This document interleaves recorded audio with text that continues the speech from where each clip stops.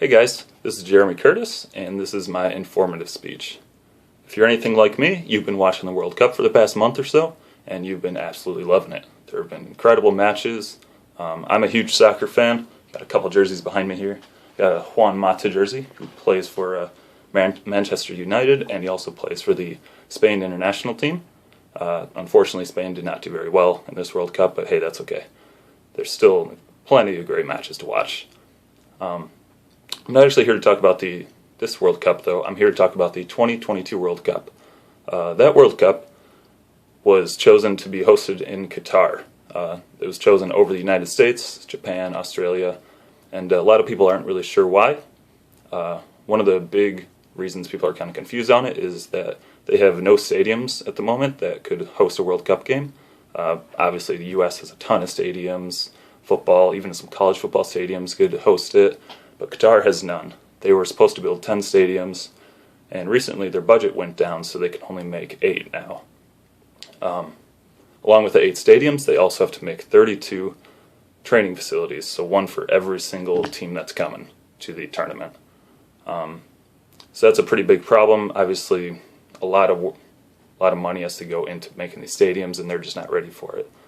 Second, Qatar just doesn't have the infrastructure that places like the U.S. or Japan or Australia have to host the massive amount of people that come to the World Cup every year. Each game has 50,000 people at it, and there's 50, 60 games at least. I don't know the exact amount, but it's around that, if not more. I think the total amount of tickets at this year's World Cup was over 3 million. So you'd have to have a heck of an infrastructure to handle all those people. It'll cost Qatar $40 billion to make all the airports and roads, transportation systems like trains or buses.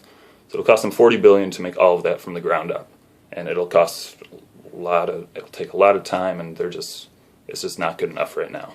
The third point is it's hot. It's really hot in Qatar in July. They've thought about moving the date of the World Cup to November instead, but that wouldn't work with most of the players because they're playing in their own leagues at that time.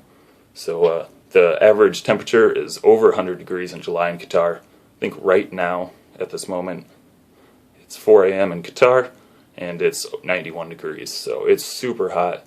This World Cup, one of the hottest games, was 86 degrees, and they had to take water breaks. So that's something that the World Cup does, or the FIFA does not want to risk. They don't want to risk players getting injured or anything like that.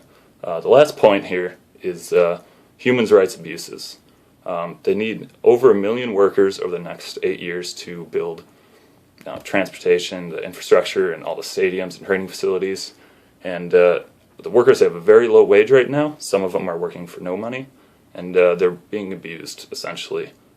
They're promised meals during the day. They have really long shifts, and they don't get meals. Stuff like that, and over 1,000 people have died so far, which is obviously really bad. They've been working on it for a couple of years now, but it's just unacceptable. And so what might happen is FIFA might take away the World Cup from Qatar. They might give it to the U.S., they might give it to Japan, but the U.S. was the second choice, so hopefully we can take it away from them and save some lives, I guess. So that's it. I hope you guys found that interesting. They need to make a lot of stadiums. They don't have the infrastructure. It's going to be way too hot. It could risk players' lives, and they get injured and all that. And just human rights abuses for the workers. So if that's interesting to you guys at all, there's an ESPN documentary that you can go out and watch. If you search E60 Qatar on Google, you'll be able to find it really easily. It's the first hit, and it's only 17 minutes long. But it's a really interesting documentary, and I highly recommend you guys learn more about it, especially if you're a soccer fan like me. So thank you guys.